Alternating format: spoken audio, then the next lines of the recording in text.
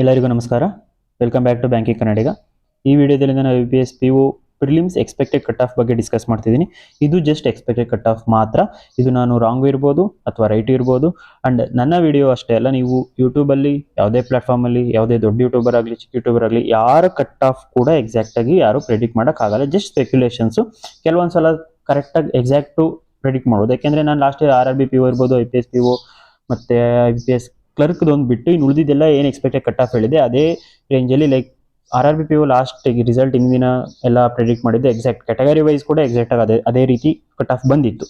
So ಹಂಗಂತ ಈಗ IPS clerk ಬಂದಿರಲಿಲ್ಲ. ಲೈಕ್ 6 to 7 ಮಾರ್ಕ್ಸ್ ಜಾಸ್ತಿ ಬಂದ್ಬಿಟ್ಟಿತ್ತು ಕಟ್ ಆಫು. ಸೊ ಈ ಥರ ಅನ್ಪ್ರಿಡಿಕ್ಟೆಡ್ ಥಿಂಗ್ಸ್ ಆಗ್ತವೆ. ಸೊ ಕಂಪ್ಲೀಟಾಗಿ ಯಾರ ಮೇಲೂ ಎಕ್ಸ್ಪೆಕ್ಟೆಡ್ ಕಟ್ ಆಫ್ ಮೇಲೆ ಡಿಪೆಂಡ್ ಆಗಬೇಡಿ. Just time waste. ನಿಮಗೊಂದು ಐಡಿಯಾ ಇರಲಿ ಅಷ್ಟೇ. ಓಕೆ, ನಾನು ಇಷ್ಟು ಅಟೆಂಡ್ ಮಾಡಿದ್ದೀನಿ, ನಂದು ಇಷ್ಟು ಅಕ್ಯುರೇಸಿ ಇದೆ, ಸೊ ನಾನು ಪ್ರಿಪೇರ್ ಆಗ್ಬೋದು ಮೀನ್ಸ್ಗೆ, ಅಥವಾ ನಾನು IPS ಕ್ಲರ್ಕ್ ಇದೆ, ಕ್ಲರ್ಕ್ ಪ್ರಿಲಿಮ್ಸಿಗೆ ಪ್ರಿಪೇರ್ ಆಗ್ಬೋದು ಆ ಥರ.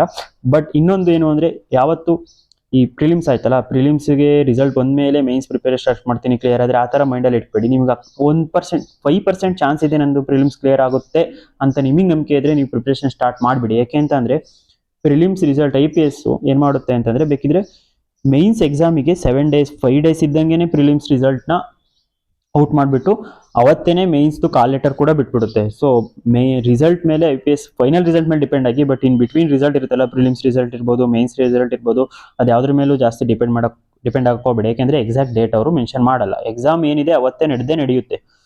ಸೊ ಅದಕ್ಕೋಸ್ಕರ ಹೇಳ್ತಿದ್ದೀನಿ, ನಿಮಗೆ ಒಂದು 5% ಚಾನ್ಸ್ ಇದೆ ಅಂದ್ರೂ ನೀವು ಮೇನ್ಸಿ ಪ್ರಿಪೇರ್ ಆಗಿ. ಪ್ರಿಪ್ರೇಷನ್ ಯಾವತ್ತು ವೇಸ್ಟ್ ಆಗಲ್ಲ. IPS ಕ್ಲರ್ಕಿಗಾದ್ರೂ ಯೂಸ್ ಆಗುತ್ತೆ, ಇಲ್ಲ RRB PO ಇದೆ, RRB PO ಆದರೂ ಯೂಸ್ ಆಗುತ್ತೆ. ಸೊ ಇದಿಷ್ಟು ಆಯಿತು ಅಂತ ಅನ್ಕೊಳ್ಳೋಣ. ಇವಾಗ ನಾನು expected cut off. So previous ಇಯರ್ದು ನೋಡೋಣ ಫಸ್ಟು ಹೇಗಿದೆ ಅಂತ. ಲಾಸ್ಟ್ 4 years ಈ 2024 ಏನಿದೆ ಇದು ವೇಕೆನ್ಸಿ, ಇದು ಫೈನಲ್ ವೇಕೆನ್ಸಿ. ಏಪ್ರಿಲಲ್ಲಿ ಓಲ್ಡ್ ಸ್ಟೂಡೆಂಟ್ಸ್ ಅಂದರೆ ರಿಪೀಟರ್ಸಿಗೆ ಗೊತ್ತಿರುತ್ತೆ, ಪ್ರತಿ ವರ್ಷ ನೋಟಿಫಿಕೇಶನಲ್ಲಿ ಏನಿರುತ್ತೆ ಆ ವೇಕೆನ್ಸಿ ಎಂಡ್ ಆಗೋವರೆಗೂ ಇರಲ್ಲ, ಚೇಂಜ್ ಆಗುತ್ತೆ. ಇನ್ ದ ಸೆನ್ಸ್ ಇನ್ಕ್ರೀಸ್ ಆಗುತ್ತೆ. ಸೊ ಕೆಲವೊಂದ್ಸಲ ಇನ್ಕ್ರೀಸ್ ಆಗುತ್ತೆ, ಸ್ಟಾರ್ಟಿಂಗಲ್ಲಿ ಮೇ ಬಿ ಡಿಕ್ರೀಸ್ ಆಗುತ್ತೆ. ಫಾರ್ ಎಕ್ಸಾಂಪಲ್ ನಮ್ಮ ಬ್ಯಾಚಲ್ಲಿ ಸೆಂಟ್ರಲ್ ಬ್ಯಾಂಕ್ ಅನ್ಸುತ್ತೆ 1500 ಅಂತ ಶೋ ಮಾಡಿದ್ರು ನೋಟಿಫಿಕೇಶನ್, ಬಟ್ 1000 ಮಾಡಿದ್ರು, ಅಂದರೆ ಡಿಕ್ರೀಸ್ ಮಾಡಿದ್ರು. ಬಟ್ ಓವರ್ ಆಲ್ ಇನ್ಕ್ರೀಸ್ ಆಯಿತು, ಏಪ್ರಿಲ್ ಅಷ್ಟರಲ್ಲಿ ಇನ್ಕ್ರೀಸ್ ಆಯಿತು. ಇದು ಇನ್ಕ್ರೀಸ್ಡ್ ವೇಕೆನ್ಸಿ.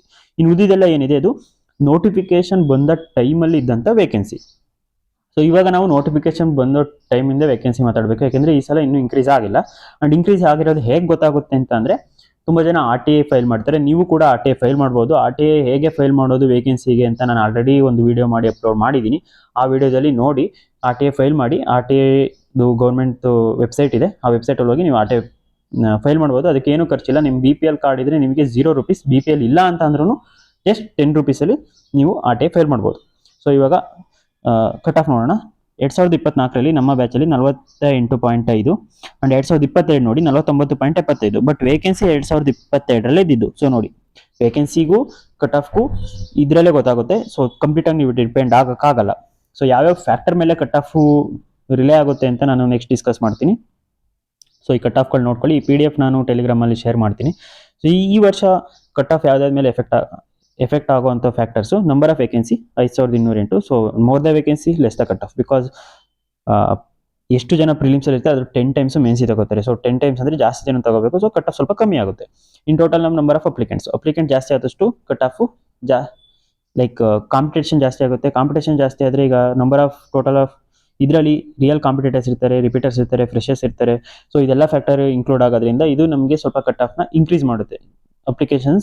ಅಪ್ಲಿಕೆಂಟ್ಸ್ ಇನ್ಕ್ರೀಸ್ ಆದಷ್ಟು ಓದೋರು ನಂಬರ್ ಇನ್ಕ್ರೀಸ್ ಆಗುತ್ತೆ ಅಂತ. So change in examination pattern, ಇದು ಪಾಸಿಟಿವ್ ಎಫೆಕ್ಟ್ ಆಗುತ್ತಾ ನೆಗೆಟಿವ್ ಆಗುತ್ತೆ ಅಂತ ಈಗಲೇ ಹೇಳೋಕ್ಕಾಗಲ್ಲ. ಯಾಕೆಂತಂದರೆ ಪ್ರಿಲಿಮ್ಸಲ್ಲಿ ರೀಸನಿಂಗ್ 40 ಮಾರ್ಕ್ಸ್ ಮಾಡಿದ್ದಾರೆ, ಕ್ವಾಂಟ್ 30 ಮಾಡಿದ್ದಾರೆ, ಬಟ್ ನಂಬರ್ ಆಫ್ ಕ್ವಶನ್ಸ್ ಅಷ್ಟೇ ಇತ್ತು. ಸೊ ಅದರಿಂದ ಈ ಫ್ಯಾಕ್ಟರು ಈಗಲೇ ಜಡ್ಜ್ ಮಾಡೋಕ್ಕಾಗಲ್ಲ. ಕೆಲವೊಬ್ಬರಿಗೆ ರೀಸನಿಂಗ್ ತುಂಬ ಸ್ಟ್ರಾಂಗ್ ಇದ್ದು ಟೈಮ್ ಉಳಿತಿದ್ದವರು 40 ಸ್ಕೋರ್ ಮಾಡಿರ್ಬೋದು.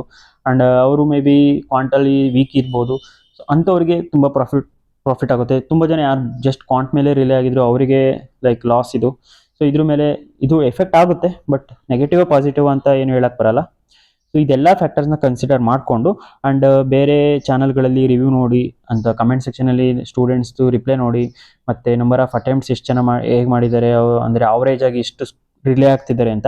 ಸೊ ಇದೆಲ್ಲ ಕನ್ಸಿಡರ್ ಮಾಡಿದರೆ 45 to 60 ಲೈಕ್ 55 ಅಂತ ಹೇಳ್ಬೋದು. 45 to 55 ತುಂಬ ಡೆನ್ಸ್ ಆಗಿದೆ. ಲೈಕ್ 60% ಮೆಂಬರ್ಸು, 60 to 50 ಅಂತ ಅನ್ಬೋದು. 50 to 60% ಮೆಂಬರ್ಸ್ ಆ 10 ಮಾರ್ಕ್ಸ್ ರೇಂಜ್ ಏನಿದೆ ಆ ರೇಂಜಲ್ಲೇ ಅಟೆಂಡ್ ಮಾಡಿದ್ದಾರೆ. ಸೊ ಕಟ್ ಆಫ್ ಯಾವಾಗಲೂ ಎಲ್ಲಿ ಡೆನ್ಸಿಟಿ ಜಾಸ್ತಿ ಇರುತ್ತೆ ನಂಬರ್ ಆಫ್ ಆಸ್ಪಿರೆಂಟ್ಸ್ದು ಆ ಬಿಟ್ವೀನಲ್ಲೇ ಕಟ್ ಆಫ್ ನೀವು ಯಾವ ವರ್ಷದ ನೋಡಿ ಆ ಬಿಟ್ವೀನಲ್ಲೇ ಕಟ್ ಆಫ್ ನಿಂತ್ಕೊಳ್ಳುತ್ತೆ. ಸೊ 45 to 55 ಬಿಟ್ವೀನ್ ಪಕ್ಕಾ ಕಟ್ ಆಫ್ ಇರುತ್ತೆ. ಸೊ ಅದರಲ್ಲಿ ನನಗೆ ಅನಿಸ್ತಿರೋದು ಈ ವರ್ಷ 53 ± ಸ್ವಲ್ಪ ಜಾಸ್ತಿ ಇಟ್ಟಿದ್ದೀನಿ. ಬಟ್ 50 ಅಟೆಂಪ್ಟ್ 50 ಸ್ಕೋರ್ ಬರುತ್ತೆ ಅಂತ ನಿಮಗೆ ಅನಿಸಿದ್ರೆ ನೀವು ಮೇನ್ಸಿಗೆ ಪ್ರಿಪರೇಷನ್ ಸ್ಟಾರ್ಟ್ ಮಾಡಿ, ಪ್ರಿಪರೇಷನ್ ಕಂಟಿನ್ಯೂ ಮಾಡಿ. ಆ್ಯಂಡ್ ರಿಸಲ್ಟ್ ಬಂದುಬಿಟ್ಟು 1 ವೀಕ್ ಬಿಫೋರ್ ಕೂಡ ಬರ್ಬೋದು. ರಿಸಲ್ಟಿಗೆ ಎಕ್ಸಾಕ್ಟ್ ಡೇಟ್ ಇಲ್ಲ. ಆ್ಯಂಡ್ ಇದು ವಿಡಿಯೋ ಫೈನಲೈಸ್ ಅಲ್ಲ, ಜಸ್ಟ್ ಎಕ್ಸ್ಪೆಕ್ಟೆಡ್ ಕಟ್ ಆಫ್. ನೀವು ನಿಮ್ಮ ಎಕ್ಸ್ಪೆಕ್ಟೆಡ್ ಕಟ್ ಆಫ್ನ ಕಮೆಂಟ್ ಸೆಕ್ಷನಲ್ಲಿ ಕಮೆಂಟ್ ಮಾಡಿ. ಆ್ಯಂಡ್ ಮೈನ್ ಸ್ಟ್ರಾಟಜಿ ವಿಡಿಯೋ ಬೇಕು ಅಂತಂದರೆ ನೀವು ಆಲ್ರೆಡಿ ಜನರಲ್ ಅವೇರ್ನೆಸ್ಗೆ ಒಂದು ವಿಡಿಯೋ ಇದೆ. ನೀವು ಕರೆಂಟ್ ಅಫೇರ್ಸ್ ಬೇಕು ಅಂದರೆ ಅದೇ ಸ್ಟ್ರಾಟಜಿ ಎಲ್ಲ ಎಕ್ಸಾಮ್ಗೂ ಅದೇ ಅಪ್ಲೈ ಆಗುತ್ತೆ. ಸೊ ನೀವು ಅಲ್ಲಿ ನೋಡ್ಬೋದು. ಸೊ ಆ ಸ್ಟ್ರಾಟಜಿನೇ ಫಾಲೋ ಮಾಡಿದರೆ ಯೂಸ್ ಆಗುತ್ತೆ. Thank you for watching.